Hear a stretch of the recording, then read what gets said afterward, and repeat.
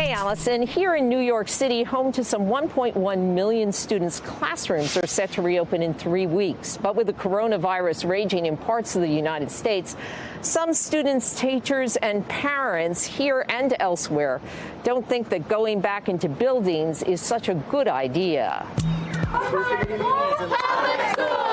This morning, a very real civics lesson. As teachers across the country protest for a safe return to the classroom. This is not about not wanting to teach. I'm a teacher. That's what I do.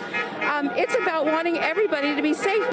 Many teachers and students are uneasy about going back to school with the coronavirus still unchecked. In Oklahoma, teacher Nancy Shively deciding the health risks aren't worth it. She's resigning after more than 40 years. I love teaching. I love the kids, and I'm worried about them. Even in Connecticut, where the positivity rate is under 1%, there's fear. I can't go back to school because it is not a safe place for me or my family. In New York City, teachers in the nation's largest school district now threatening a strike. We have promised the teachers and the parents of New York City that we would stand and fight if we felt a school was unsafe. And that is a promise we are going to keep. The union's safety demands include testing for the 750,000 students and adults expected to go back to school buildings September 10th. Mayor Bill de Blasio downplaying the strike threat. They can play any games they want. It is not legal. What do we do? On the steps of the Massachusetts State House, teachers demanded an online start to the school year. Would I give anything to go back into the building?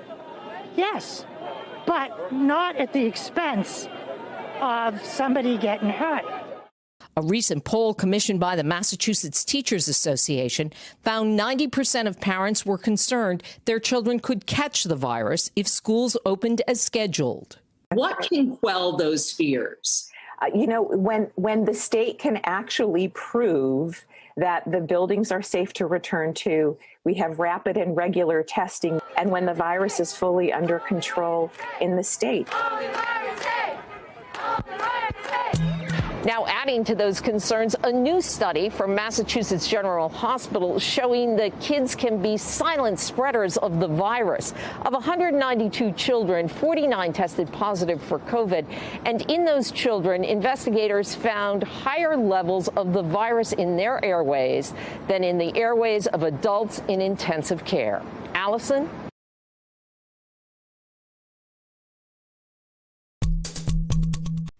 Hey, NBC News viewers, thanks for checking out our YouTube channel. Subscribe by clicking on that button down here and click on any of the videos over here to watch the latest interviews, show highlights, and digital exclusives.